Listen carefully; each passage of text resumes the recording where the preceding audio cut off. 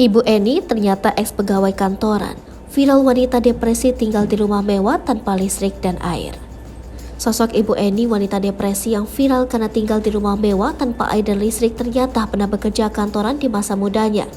Hal ini diungkap Tiko, anak sematawayang yang selama 11 tahun merawat Ibu Eni di rumah mewahnya tanpa air dan listrik.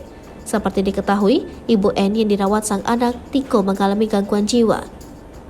Keinginan tetap tinggal di rumah mewah tersebut dilakukan Tiko ternyata karena Ibu Eni enggan beranjak pergi dari rumah mewahnya itu. Hidup mewah sejak kecil, keseharian Tiko berubah drastis di usia remaja. Sejak 2011 Tiko ditinggal pergi sang ayah, Herman Boji Susanto. Diakui Tiko, ayah dan ibunya berpisah karena perceraian. Usai berpisah dari ibunda Tiko, sang ayah pun konon pulang kampung ke Madiun. Sejak kepergian sang mantan suaminya itu, kondisi Ibu Eni menjadi tak karuan. Diungkap Tiko, ibunya bertingkah layaknya orang dengan gangguan jiwa.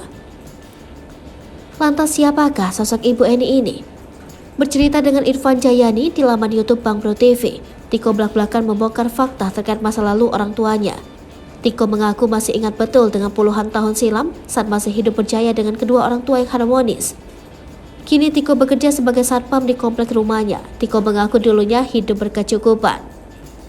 Terkait pekerjaan orang tuanya, Tiko menceritakan bahwa sosok kedua orang tuanya sama-sama pegawai kantoran. Ternyata dulunya Ibu Eni dan sang mantan suami Herman Boji Susanto adalah pegawai kantoran. Tak hanya itu saja, ternyata orang tua Tiko ini kenal berawal dari sama-sama satu kantor hingga menikah. Tak cuma sekedar pegawai, ayah Tiko dulu juga rupanya punya sopir pribadi dari kantor. Hal itu yang memicu pendapat dari tetangga Tiko bahwa mantan suami Ibu Eni adalah seorang pejabat. Tak hanya itu saja, tinggal di rumah mewah yang terbengkalai, diakui Tiko bahwa dirinya kerap diganggu hal-hal bisnis. Mengakui ibunya ODGJ, Tiko sempat menolak saat Ibu Eni dibawa dinas sosial ke rumah sakit jiwa. Kendati demikian, Tiko mengakui bahwa keluarganya memang kerap diganggu hal-hal berbau mistis. Tak cuma ibunya, Tiko juga mengaku sang ayah pernah diganggu hal-hal mistis. Namun gangguan itu hilang usai sang ayah dan ibu cerai serta pindah ke Madiun.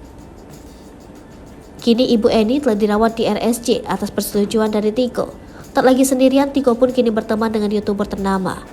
Para YouTuber pun bahu-membahu membantu Tiko untuk membersihkan rumah mewah yang terbengkalai 11 tahun lamanya.